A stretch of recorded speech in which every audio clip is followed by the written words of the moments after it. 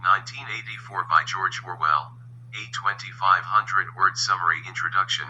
A dystopian nightmare. George Orwell's 1984, first published in 1949, is a dystopian novel set in a totalitarian society ruled by a single political party that seeks total control over all aspects of life, thought, and history. The novel follows Winston Smith, a man struggling with the oppressive grip of a regime that dictates not only actions but even internal beliefs. Orwell's work remains one of the most powerful warnings against the dangers of absolute political power, propaganda, and the destruction of truth. Orwell wrote the novel in the aftermath of World War II, inspired by the rise of fascism and communism, especially in Nazi Germany and Stalinist Soviet Union. However, 1984 transcends specific ideologies and becomes a timeless cautionary tale about any system that eliminates freedom of thought and expression. Setting and society. The story is set in Oceania, one of three superstates, alongside Eurasia and Eastasia, in a state of perpetual war. Oceania is ruled by the party, led by the figurehead Big Brother, whose image is omnipresent, with the slogan, "Big Brother is watching you." Oceania's social structure consists of the inner party, approximate 2% of the population, the elite ruling class. The outer party, approximate 13%, educated bureaucrats like Winston, who are under constant surveillance. The proletarians, 85%, the working class, largely ignored by the regime, kept in ignorance and poverty but not subjected to intense surveillance. The party's three main slogans reflect its paradoxical ideology: war is peace, freedom is slavery, ignorance is strength. These slogans encapsulate the principle of doublethink, the act of simultaneously accepting two contradictory beliefs as true. This concept lies at the heart of the party's psychological control. Part 1. The life of Winston Smith. Winston's rebellion begins. Winston Smith, a 39-year-old outer party member, works at the Ministry of Truth, where he rewrites historical records to align with the party's changing narratives. The ministry's ironic name highlights the regime's manipulation. It is responsible for lies and propaganda, not truth.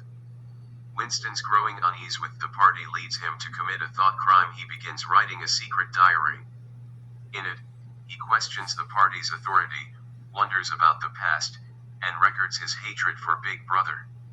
The act of writing itself is a subversive gesture in a world where all expressions are monitored by telescreens and the thought police. Winston is disturbed by the constant alteration of history. For example, when the party changes its enemy from Eurasia to Eastasia, all previous records are edited to make it appear that the party was always at war with Eastasia.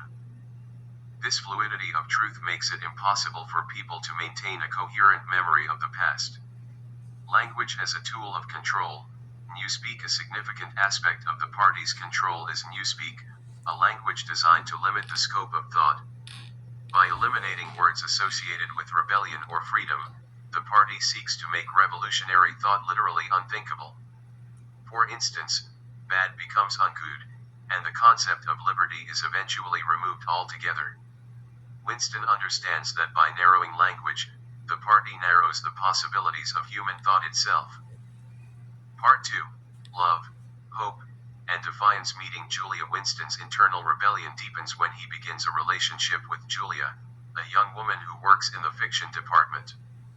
Though he initially suspects her of being a spy, she secretly hands him a note that says, "I love you." Their relationship becomes both emotional and political.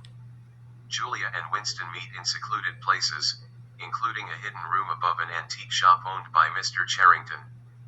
They find joy and freedom in their intimate moments, which are themselves acts of defiance. The party forbids sexual pleasure, seeing it as a threat to loyalty to the state. Unlike Winston, Julia is not interested in political theory. Her rebellion is personal, not ideological. She is practical and focused on enjoying life in secret, while Winston longs to understand the broader mechanisms of the party's power. The Brotherhood and Goldstein's book. Winston dreams of large-scale resistance and believes that the Brotherhood, a rumored underground resistance group led by Emmanuel Goldstein, might be real. He and Julia are eventually approached by O'Brien, a high-ranking inner party member whom Winston has long suspected of being secretly opposed to the regime. O'Brien invites them to his apartment and appears to confirm their suspicions. He claims to be a member of the Brotherhood and inducts Winston and Julia into the supposed resistance. He gives Winston a copy of Goldstein's forbidden book, The Theory and Practice of Oligarchical Collectivism. Winston reads the book with enthusiasm. It explains that the party maintains power through perpetual war, economic inequality, and psychological control. War is not fought to win, but to maintain a constant state of emergency, justifying rationing, surveillance, and obedience. The book also outlines how each ruling class throughout history has used different tools: slavery, religion, capitalism to maintain dominance.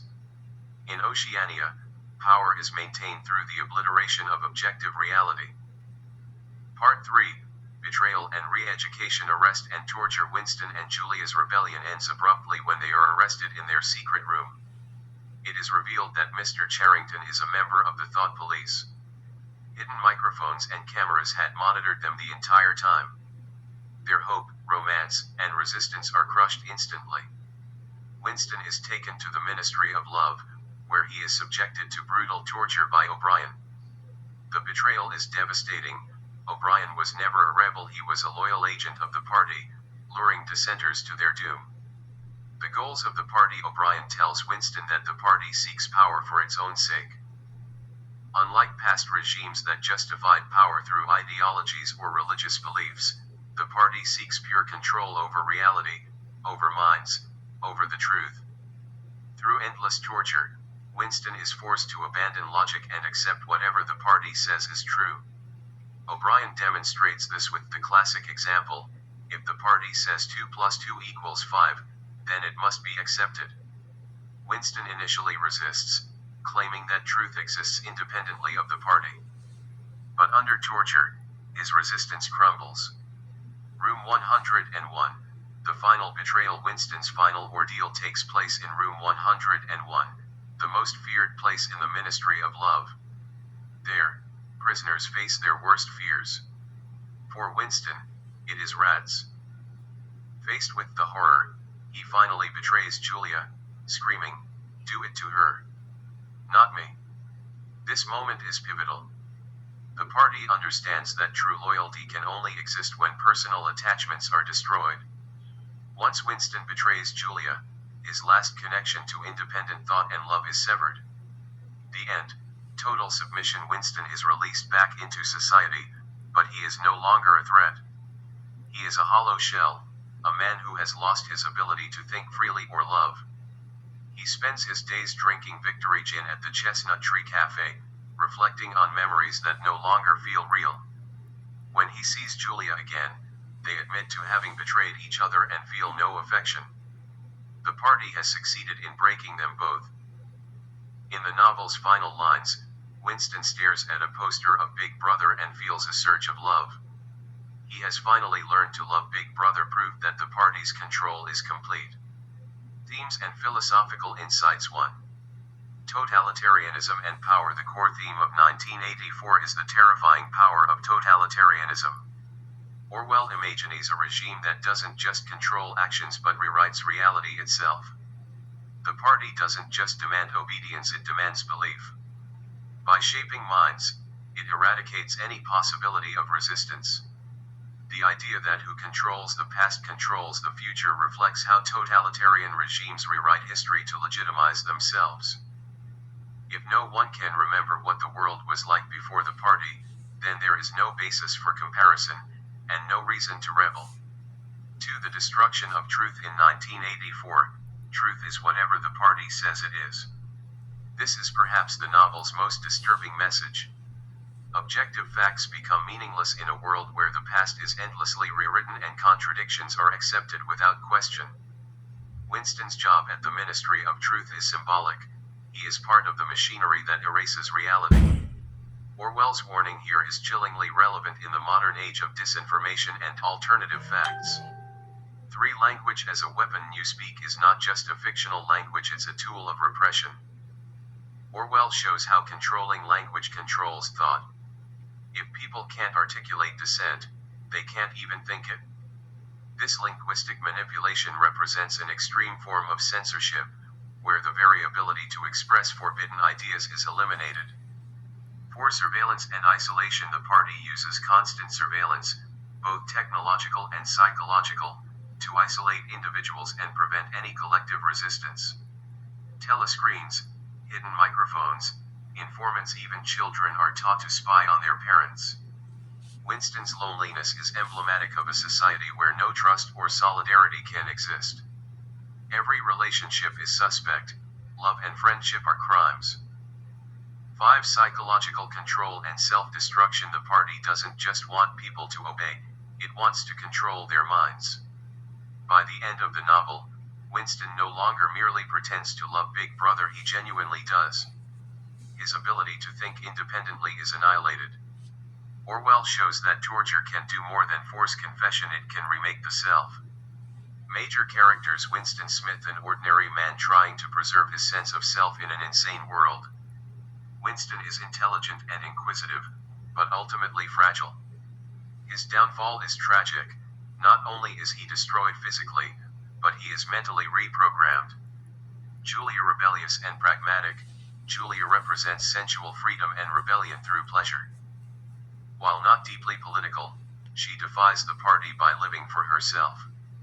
Her betrayal of Winston under torture demonstrates the party's ability to break even the strongest bonds. O'Brien is the novel's most terrifying character, calm, intellectual, and completely devoted to the party. He represents the ideological core of totalitarianism. Its manipulation of Winston exposes how the regime achieves not just compliance but transformation. Big Brother, whether real or a symbol, Big Brother is omnipresent. His image reinforces the party's surveillance, and his name invokes both authority and intimacy. To love Big Brother is to love the party, to surrender oneself completely. Conclusion: Orwell's enduring warning 1984 is more than a dystopian story, it is a profound exploration of power, truth, language, and control.